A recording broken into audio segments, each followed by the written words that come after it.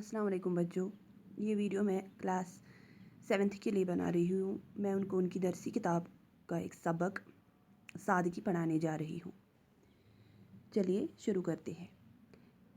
एक गरीब मुसाफिर अपने गांव से चला शहर में पहुंचा। चलते चलते इसकी नज़र एक मस्जिद पर पड़ी। देखा कि एक शख्स सूखी सूखी रोटी पानी में भिगो भिगो कर खा रहा है। मुसाफिर बहुत देर तक गौर से देखता रहा और सोचता रहा कि इस इत्मीनान से सुकून और खुशी से वो सूखी रोटी भिगो भिगो कर खा रहा है।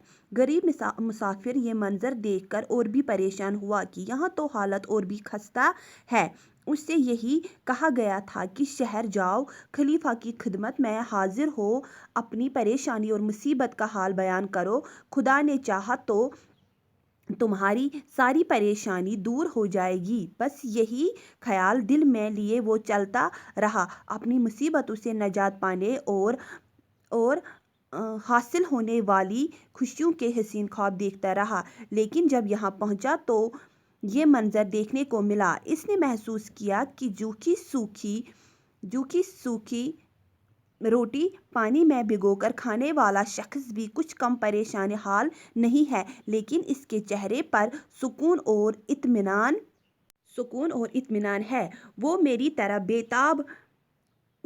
तरफ बेताब और उदास मालूम नहीं होता। बहरहाल मुसाफिर मायूसी के आलम में मस्जिद के एक कोने में बैठ गया। मुसाफिर को मायूस और परेशान देखकर एक शख्स उठा, मुसाफिर के पास गया और पूछा, मियाँ तुम कौन हो, कहाँ से आए हो और इतने परेशान नज़र क्यों आ रहे हो? मुसाफिर ने जवाब दिया, क्या बताऊँ, मुसीबत का मारा हूँ। शहर इसलिए आया था कि खलीफा के पास जाऊँ, मुसीबत बयां करूँ और कुछ मदद चाहूँगा, लेकिन यहाँ आकर मुझे और भी मायूसी हुई। खलीफा के अपने ही लोगों को ढंग की रोटी मैसर नहीं है। बस मेरा जी बैठ गया, दिल टूट गया। इस शख्स ने मुसाफिर की सारी बातें सुनी, फिर खामोशी से उठकर एक घर की तरफ चला गया। ज़रा देर बाद लौट आया तो इसके हाथ में खाने की एक पोटली थी। इसने मुसाफिर के सामने दस्तरखान बिछाया। ये खाना सूखी सूखी रोटी से बहुत बेहतर था। खाना खिलाने के बाद उस शख्स ने मुसाफिर को कुछ रकम भी पेश की। उम्दा खाना और ज़रूरत की कुछ रकम के बाद गरीब मुसाफिर खुशी से खिल उठा, मगर उसकी हैरानी इंतहा न रही जब उससे मालूम हुआ कि सूखी सूखी रोटी पानी में भिगोकर खाने वाला ये बुजुर्ग कोई और नहीं बल्कि उसके खलीफा हजरत अली है। अब इस सबक से हमें ये नसीहत मिलती है कि उम्दा खाना खाना, लजीज खाना खाना, अच्छे कपड़े पहनना, अच्छे बिस्तर पे सोना एक सरदार की निशानी नहीं होती है, बल्कि अपनी कौम को खुश रखना, अपने लोगों को खुश रखना, उनकी ज़रूरतें पूरी करना, यही एक अच्छे खलीफा, एक अच्छे सरदार, एक अच्छे लीडर की निशानियाँ होती है। एक अच्छा लीडर खुद सादगी की ज़िंदगी बसर करता है, लेकिन जो उसकी कौम होती है, जिन पे वो सरदारी करता है, उनको वो हमेशा खुश रखता है और उनकी खुशी के लिए वो अपनी सारी खुशियाँ कुर्बान करता है। और हज़रत अली रज़ियल्लाहु ताला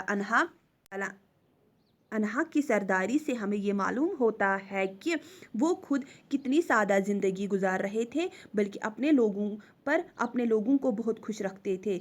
खुद रूखी सूखी रोटी खाकर खुश रहते थे, लेकिन अपनी जो कौम है उनके लिए अच्छे खाने और अच्छे पकवान की हमेशा उनके लिए तैयार रखता था। इससे हमें ये मालूम होता है, इस सबक से हमें ये नसीहत मिलती है कि एक सरदार की यही निशानी होती है, एक अच्छे लीडर की, एक अच्छे सरदार की, एक अच्छे खलीफा की ये निशानी होती है कि उसे अपनी कौम को खुश रखना होता है।